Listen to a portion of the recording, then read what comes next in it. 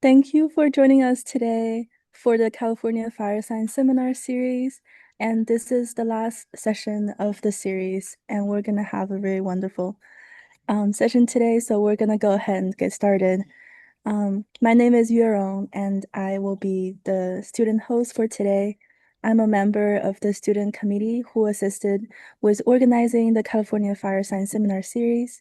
I am currently a second-year PhD student at Stanford University studying ecological and hydrological effects of coastal burning in the Sierra Nevada. So, a brief introduction for the California Fire Science Series. It's organized and supported by the California Fire Science Consortium, the Fire Research Group, the University of California, Berkeley, and Merced. The student committee was also integral to the success of this seminar series, which included 12 students and postdoc from across the nation who helped select speakers and topics for the series. This webinar today is being recorded and will be posted on the California Fire Science Consortium website and the YouTube channel. And following today's presentation, there will be a Q&A session, so please feel free to add any question you have to the Q&A chat throughout the presentation. And today's seminar, Traditional Ecological Knowledge in the Fire World, will be presented by the wonderful Margo Robbins. Margo comes from the traditional Yurok village of Morik and is enrolled member of the Yurok tribe. She is the co-founder and executive director of the Cultural Fire Management Council, co-lead of the Indigenous Peoples Burn Network, and member of the International Indigenous-Led Fire Network. She graduated from Humboldt State University and resides on the Yurok Reservation in far northern California. She previously served as the Indian Educator Director for the Klamath Trinity Joint Unified School District, and she is a mom and a grandma. So please join me in welcoming Margo.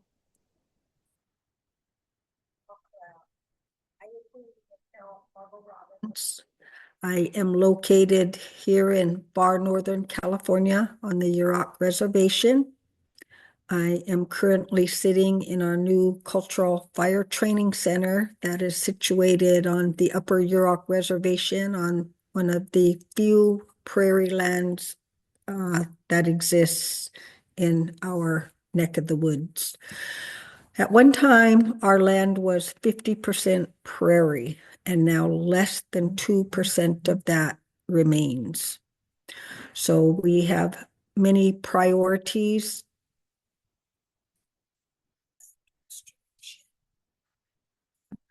And our primary tool to do that is fire. Prairies are one of the areas, as our black oak stands, tan oak stands, and places that are rich in resources. Skewak Kitwamech, it needs fire. The word skewak has a few different meanings in our language. It means want, need, and like. And in this instance, all of those definitions apply. This is a picture actually from my front porch. The river, Klamath River, runs through the middle of our reservation, and it is a very beautiful, beautiful place. But it is also very overgrown with vegetation. On the bottom right of this picture, you can see that really white tree in the middle over there. That whole area over there, when I was in my late 20s, early 30s, that was all prairie. That's a traditional village site over there. And there's actually a house over there that you can't even see because of the vegetation that has been allowed to grow unchecked in the absence of fire. On the left-hand side of the river, there was actually a wildfire over there. And so in the aftermath of that wildfire, there is so much French broom. And I'm not sure how many of you are aware, but where French broom grows, nothing grows underneath of it. And also the animals vacate the place because there's nothing good for them to eat. And so that is unfortunately one of the things that we face as we try to take care of our homelands with fire is that some of those invasives, particularly French broom and Himalaya blackberries, they also love fire. And so in addition to using cultural / prescribed fire with cultural objectives, we also do some other types of treatments. We gather and sow native grass seed, and we have an intensive invasive plant removal.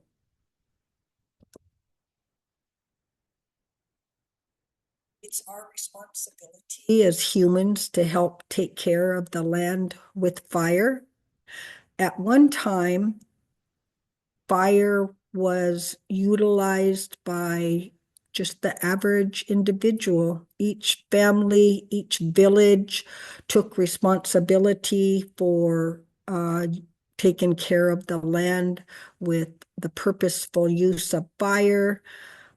Our villages were situated in places with a lot of food near it, as well as water. And so we burned out from the villages. So that served as a way to ensure that the food sources are plentiful. A byproduct of that was wildfire protection.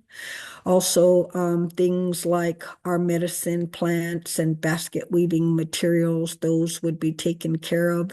And then further up the slope, where the young men would hunt, when the environmental indicators show them that it's time to reintroduce fire again onto that land, they would just uh, set it on fire and then walk down the hill.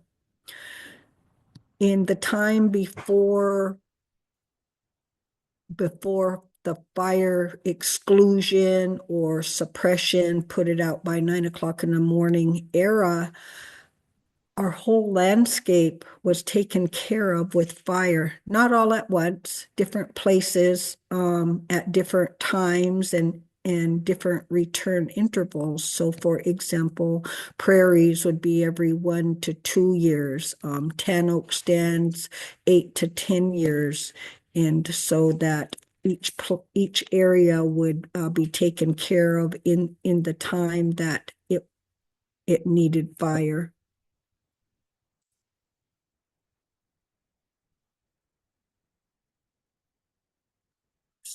Burning, this is what our landscape looked like. The brush is so thick that you can't walk through it, you can't see through it. Um, the animals have, particularly deer, most of them left the reservation because it is not a good place for them to live. So our young men would have to go off the reservation to hunt and bring home deer for their families. Landscapes that evolved with fire need fire in order to be healthy. And most of the landscapes in the US did evolve with fire. So you look at this place and you think, what did this once look like when we had a regular return interval, regular fire regime of taking care of this place with fire? What did that look like? When we were able to assume our place, our rightful place in the ecosystem, a reciprocal relationship where we take care of those non-human beings around us, and they in turn take care of us. And it's really hard to imagine when you look at this, what did this place used to look like?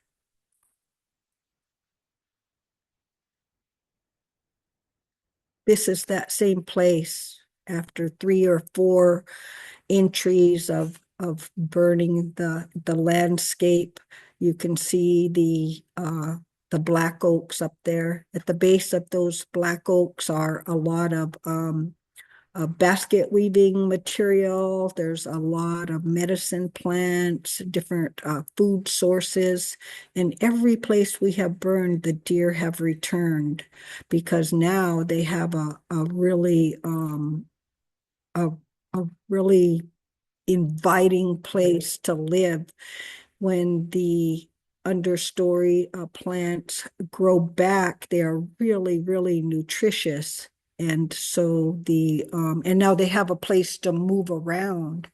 And so our young men no longer have to go off reservation. They just go to the places where we burned because they are full of wildlife. And in these black oak stands, it supports the most diverse native plant communities that there are. In this area, there was 87 different native plants that our botanists identified after after the burn. Well, a few burns. So cultural burning right now is a bridge between how we used to burn and what we're working towards in the future. So at one time, when we burned high up on the slopes down to the villages, it was what you would call a fuel limited system.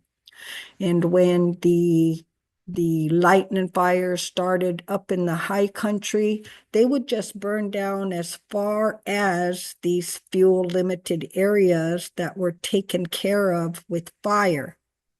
And so how our ancestors used to burn is what we are trying to get back to, but we can't start right there because the landscape is so overgrown with vegetation.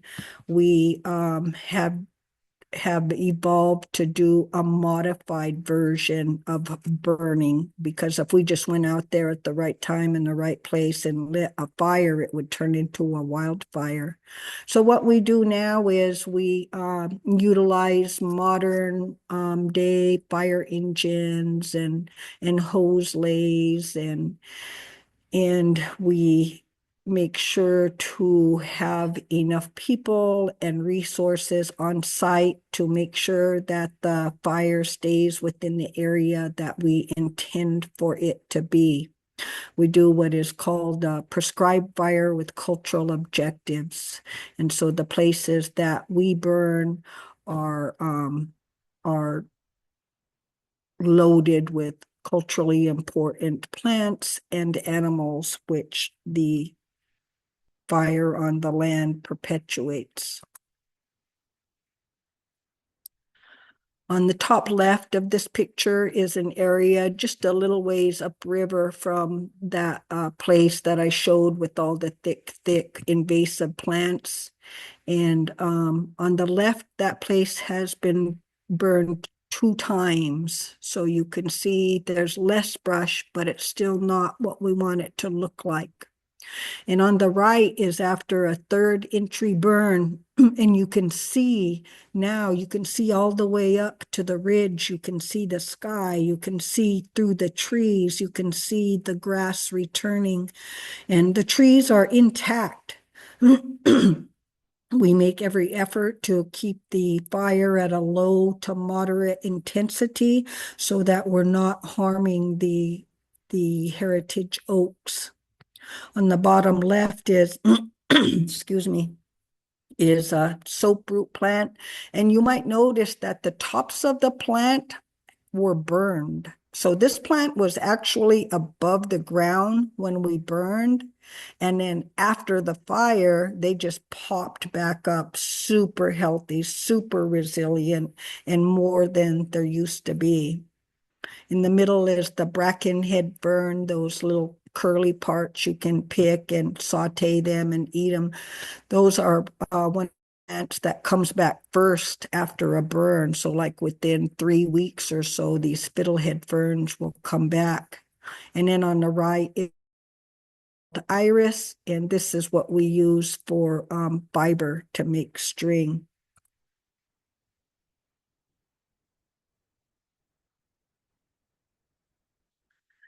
As we go about work of restoring our homelands with fire, it's really important for us to remember that it's not all about humans, that we rely on the natural environment around us, the plants and the animals and the water. And in this picture, this was one of our first burns. We've been burning for 13 years now with zero escapes. And this particular burn was in a place rich with hazel, which is what we use for basket materials. And you see those brown stems in the foreground of the picture, and they all have limbs. And we can't use the hazel for basketry when it's all limby like that. So they have to be burned in order to render them useful for basket weaving. What happens when we burn it is it will send up new shoots straight up from the ground, single shoots, and they are slender and very, very strong. And that's what we use to for our basket weaving.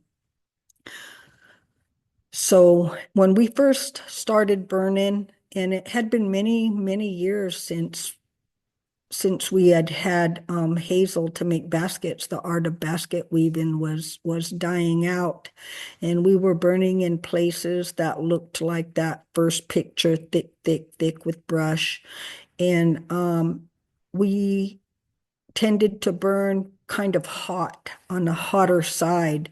And as a basket weaver who goes in to pick these hazels, I'm like, yeah, burn it hot because we don't want to have to crawl through all of that brush in order to get to the hazel.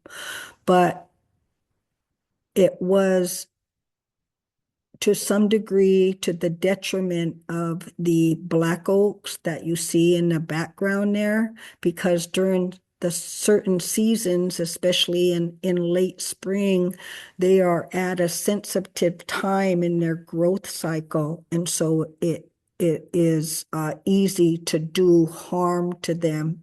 As we have gained more and more experience and refined our skills at controlling the intensity of the fire, we have become better and better at taking care of the trees and these other culturally important species.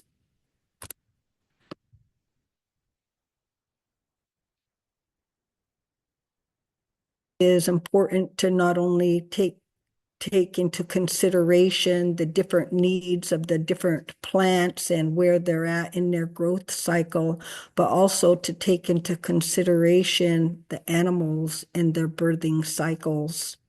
So in springtime is the birthing cycle for, many animals. And so we have to remember that, it does no good to improve an animal's habitat if you're just going to burn them up in the nest or in their den. And so we stop burning in early spring, usually around mid-March.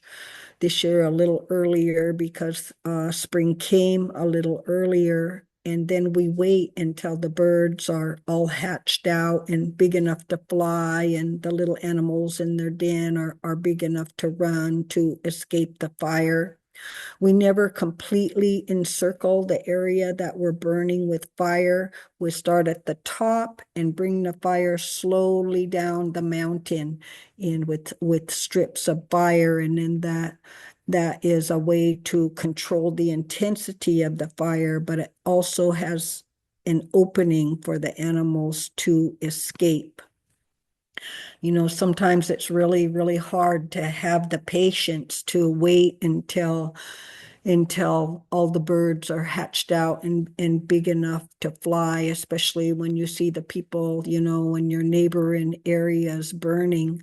And but we take it very, very seriously. We have had our land and plant stewards crews trained in doing bird surveys. Last year we didn't get to start burning again until I think it was the third week of July, and there was one quail nest left in the fires on the prairie, and we're waiting and we're waiting and waiting for that those quail to hatch out and get big enough to run away. And somebody asked me, they're like, "Oh, when are we gonna burn?" And I'm like, "I don't know. The birds are boss."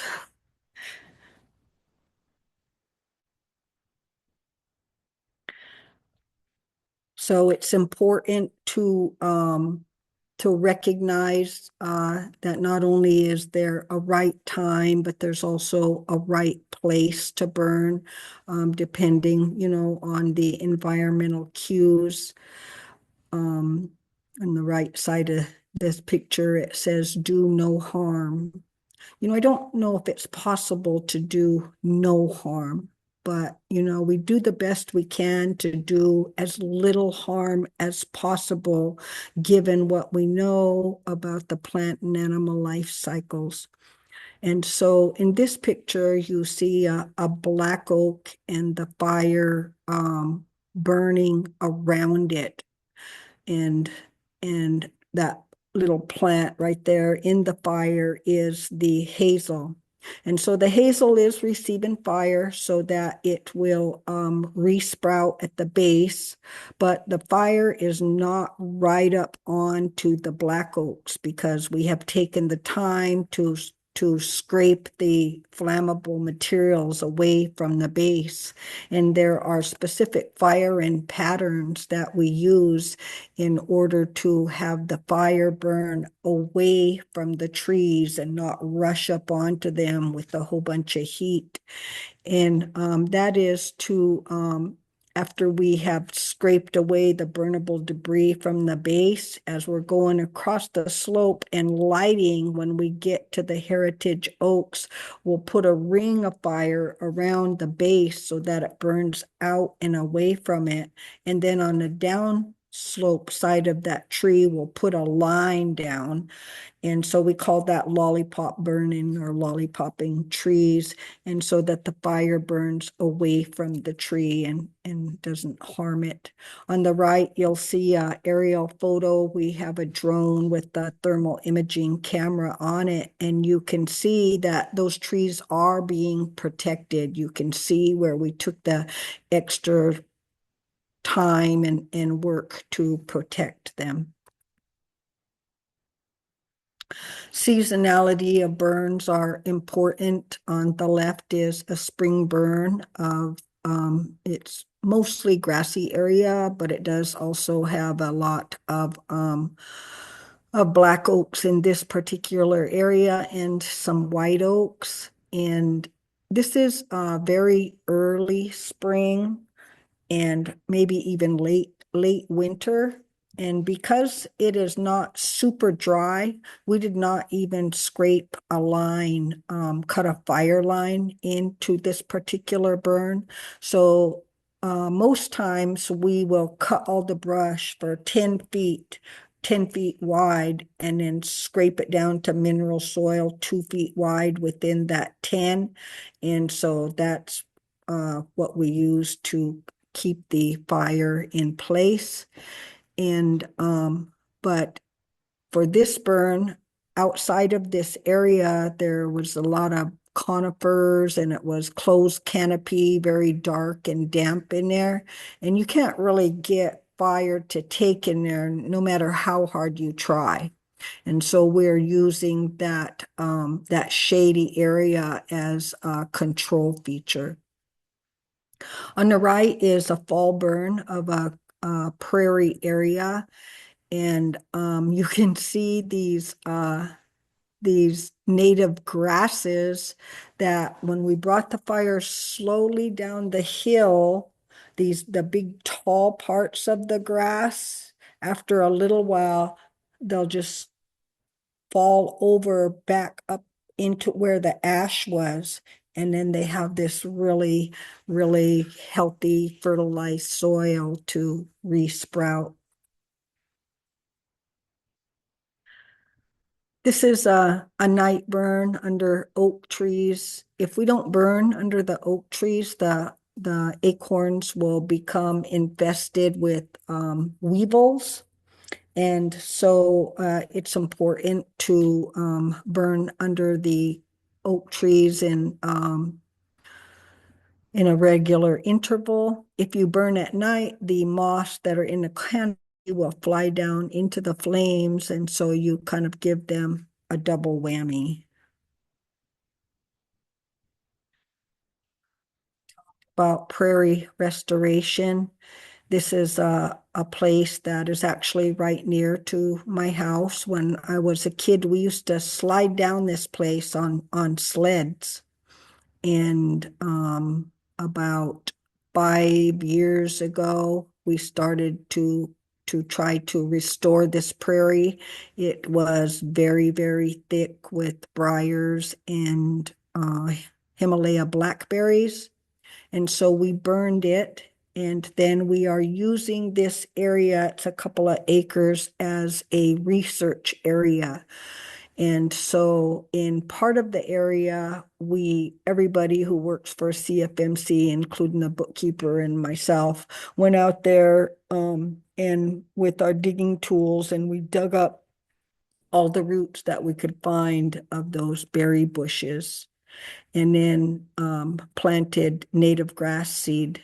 And then in the area beside that, it was burned, but we didn't dig anything up. We just planted grass seed. And then on the bottom area, we didn't do anything to it. So it is really intense work to go out there and dig up all the roots, and there's briars practically everywhere. So we're trying to find, what is the best, least intensive work um, to get rid of the briars. And we don't have any exact conclusions yet. This is a young man who is he's standing on the fire line. He's all happy. He's getting to put fire on the ground. This is only his second burn. He came with some of his colleagues for what we call an aspiring firelighters workshop, and it's for people who have never worked with fire before to learn how to do it safely. And then they can come back for what we call a training exchange, where we're burning 15, 20, 30 acres at a time. There is different kinds of fire behavior. We typically will do the backing fire, and that's where the fire slowly backs down the hill. We start at the top of the slope. We're running lines of fire across the slope and let it back down, then run another line of fire. In places like the prairie that are overgrown with these Himalaya blackberries, they need a lot of heat. So we'll use head fire to put a lot of heat on them to try to get rid of those blackberries. And then there's a flanking fire where you are walking just like straight down the hill with a line of fire, several of you, and then the fire moves across the slope, and then they close up when they meet.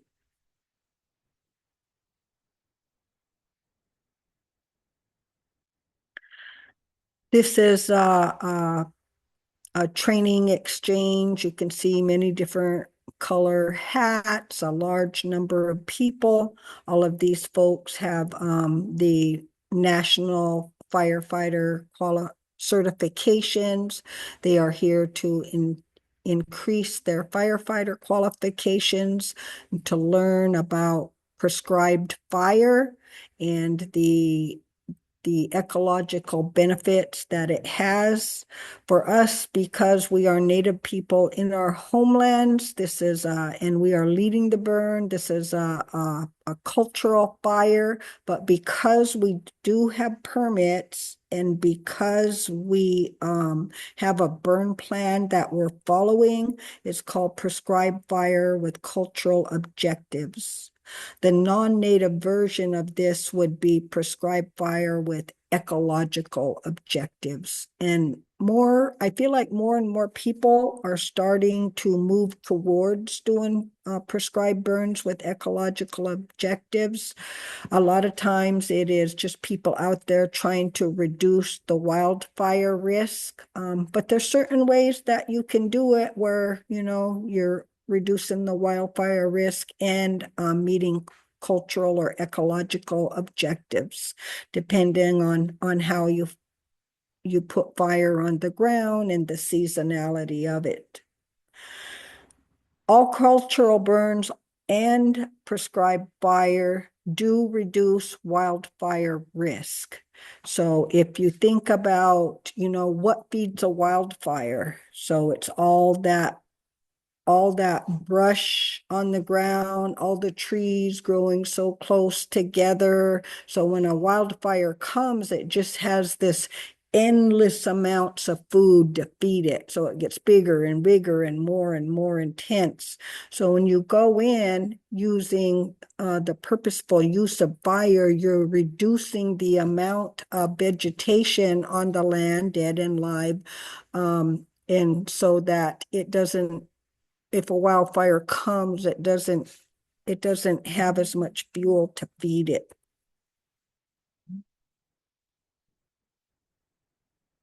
This is the Aspiring Firelighters workshop I was talking about. My colleague Elizabeth Azus is standing on the back of the truck, teaching them how to use, we call it a slip-on fire engine. And so it has like 300 gallons, or maybe it's 400 gallons of water in that tank. It has a hose roll on the top, and then it has a high pressure pump on the back.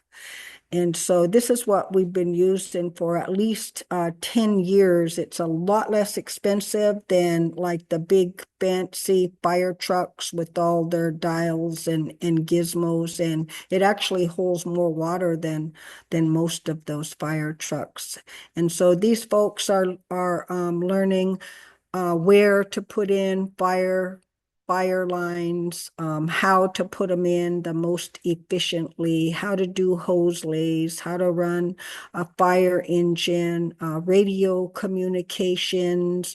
They're learning the ecological benefits of fire on the land, the cultural benefits, and they each get the opportunity to carry fire across the land with a mentor. And also everybody has the opportunity to hold the line, meaning you're standing on the fire line, making sure that the fire stays in its place. You're looking to see if any sparks cross the line, that they're immediately put out if they do. And so that's an important part of burning.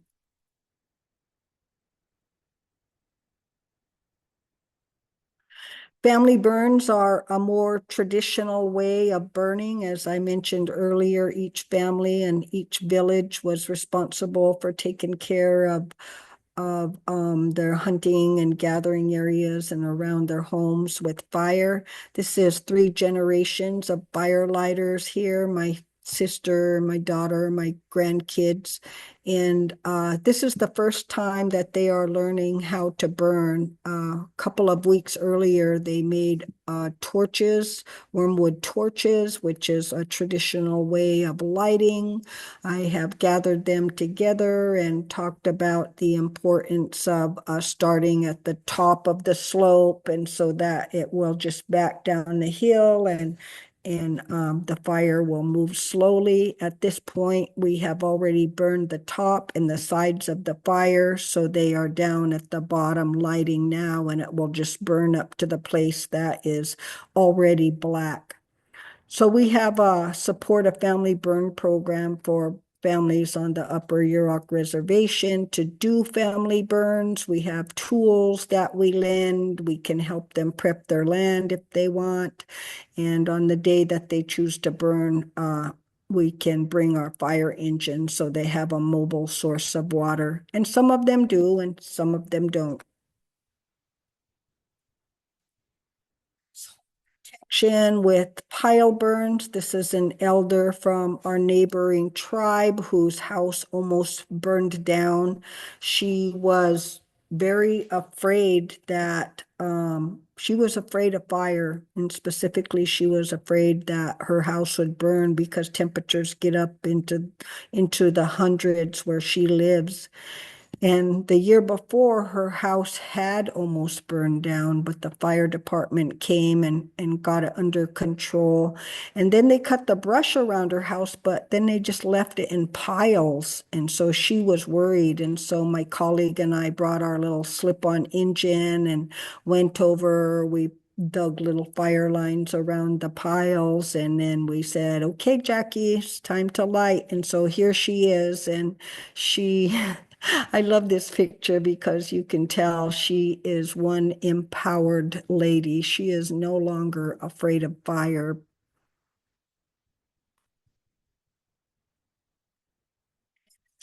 Protection with broadcast burns. This is a elder who we actually brought our crew to help burn around his place. Where he is lighting now, everything above him is already black. We have brought the fire down to within about 8 feet of his house and shop. His wife is inside reading her book or watching TV or something. I'm not sure what, but she knows that everything is under control. We have fire lines around it. There, that guy in the yellow in the background, he is standing beside a Boulder tank that's full of water. We also have a fire engine there. And so he's all happy because he is reducing his fire risk around his place. So when we finished burning down the slope to the back of the house, then we came around to the front and at the flat there right in front of his house, we started the fire there and let it burn down on that side.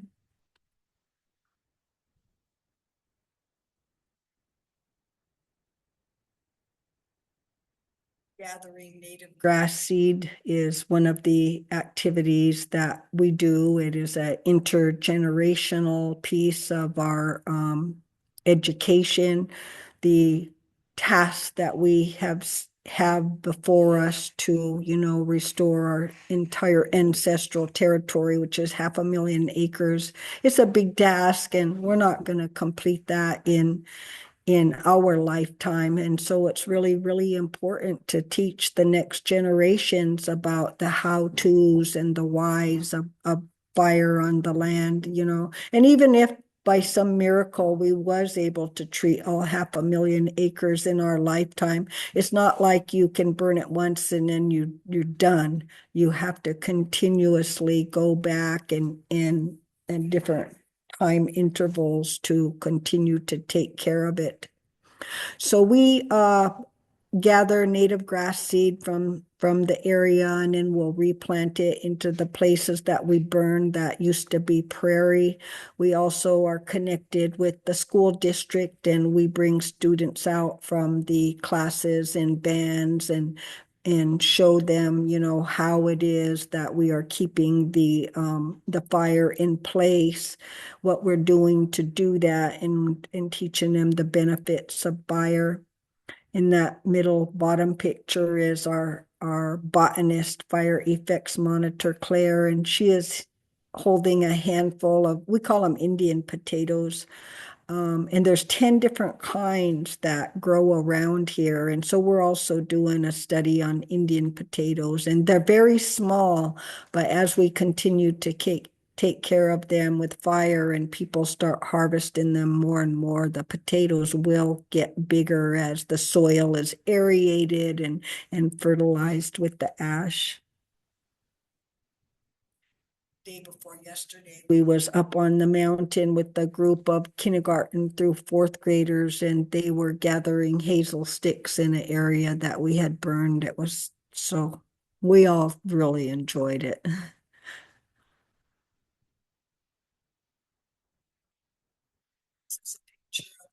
Lake Fire took place a few years back in southern Oregon. You can see the difference in when we take care of the forest with fire and when we don't. So on the right-hand side, nothing was done over there. A lot of that area is just moonscape. The fire just roared through there.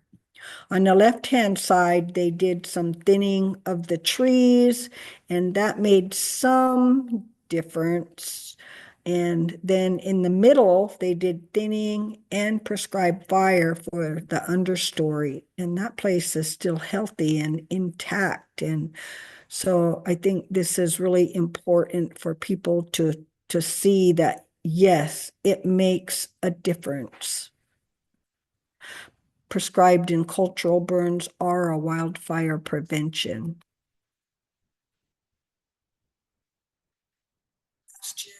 Was able to purchase some land with a couple buildings on it, thanks to a generous foundation. And so we have opened up the first ever cultural fire training center, and it also houses our offices. We have done one Trex training exchange and Aspire and Firelighters workshop here. We have also had numerous NWCG classes taught here by our burn boss. And in the future, we will be doing some kids camps and some holistic fire ecology seminars. We um, help fill the gap in workforce development. For all of these years, the government has been focusing on wildfire suppression. And now they're realizing that that's not the answer, that prescribed and cultural burns need to become front and central to the wildfire crisis we are facing and the climate changes that we are also facing. The experiential learning part is the Trex events and the aspiring firelighters workshops. And we do a lot of community education, which is what this is. So thank you all. I am ready for questions. Yay! Thank you so much, Margo. Thank you for sharing your knowledge and experience with us. I can hear the care and love you have for your community and your fire, and we have so much to learn from you. So we'll now open it up for questions.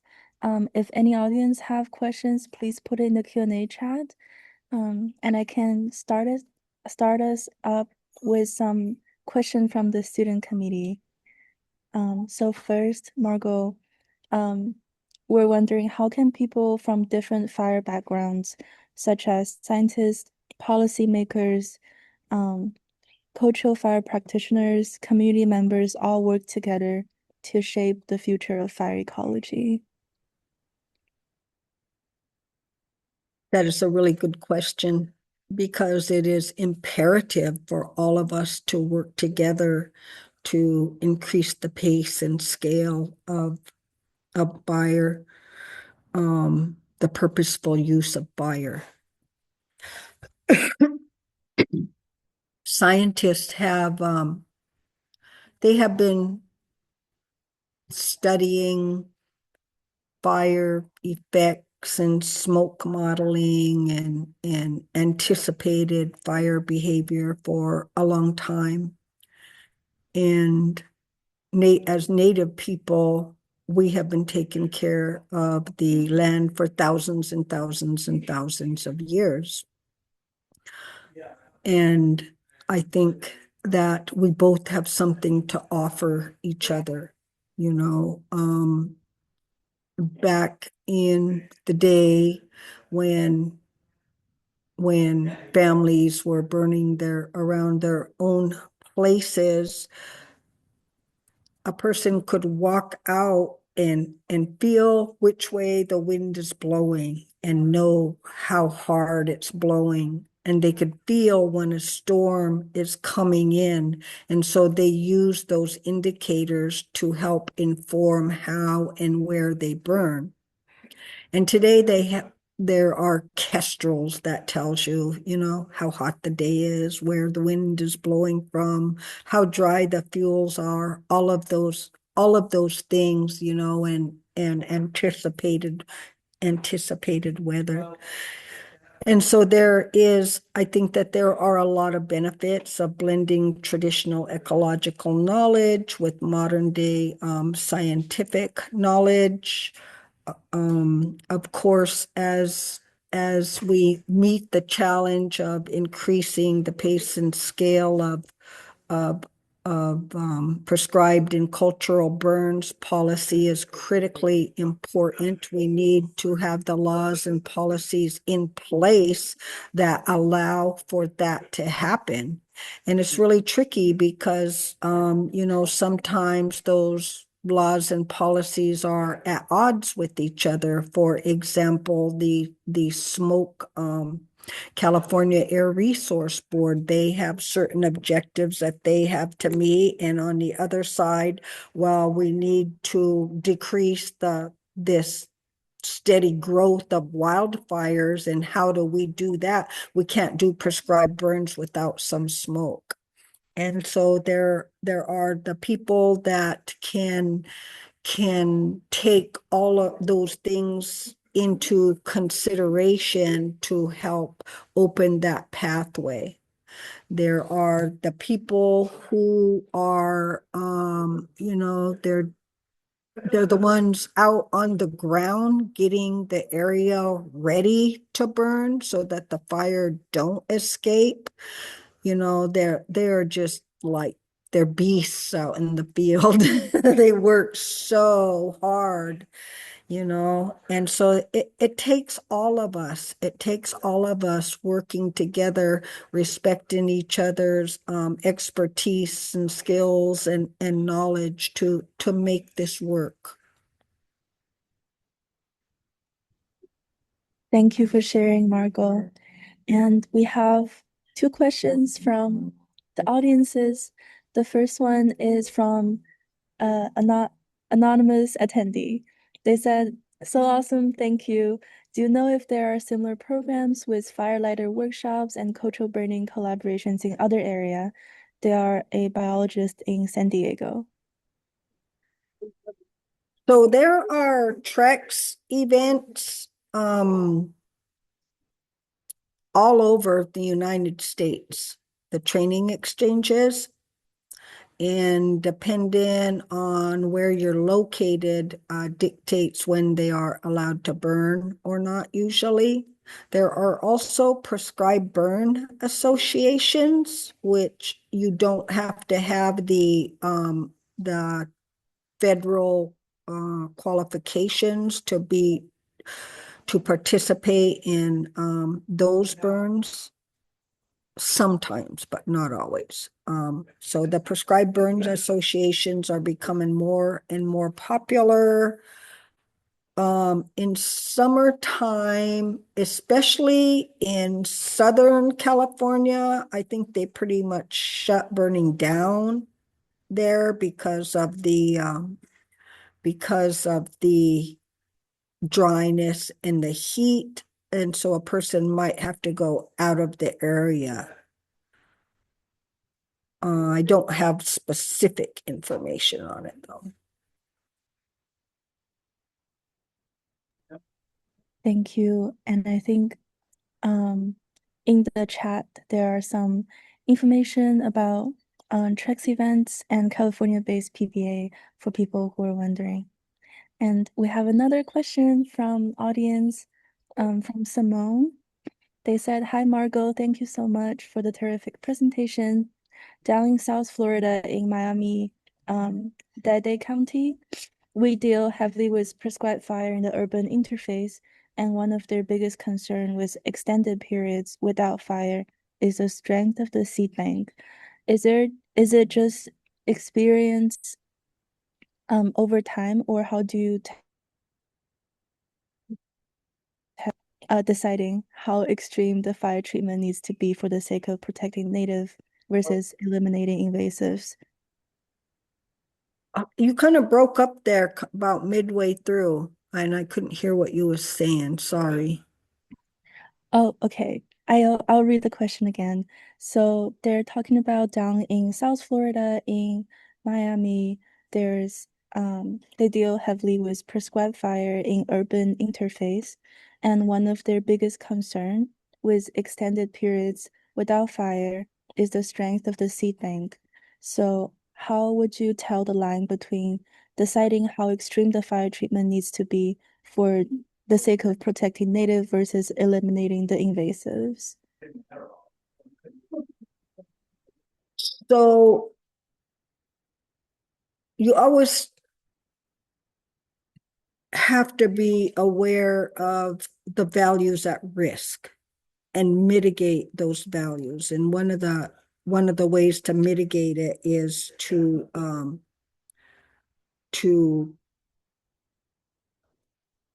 limit the fire intensity. So you can't, if you're in an urban while in urban interface, you don't want to have extreme fire behavior. You need to have low to moderate.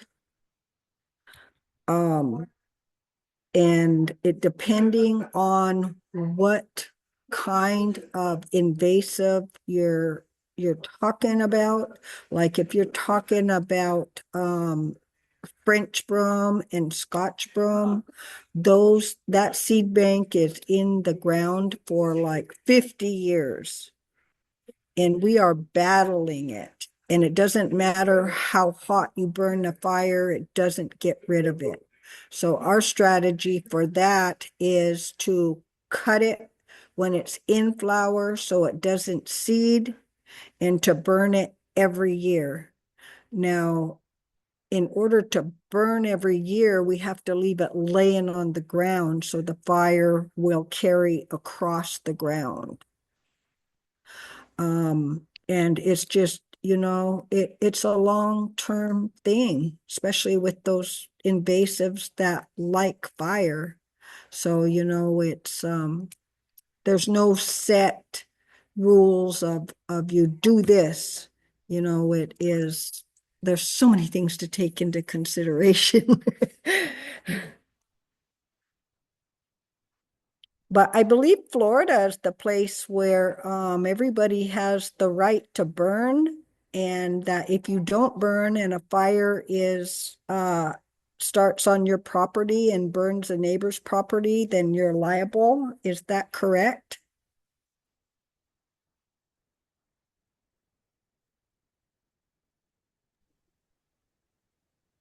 That sounds amazing.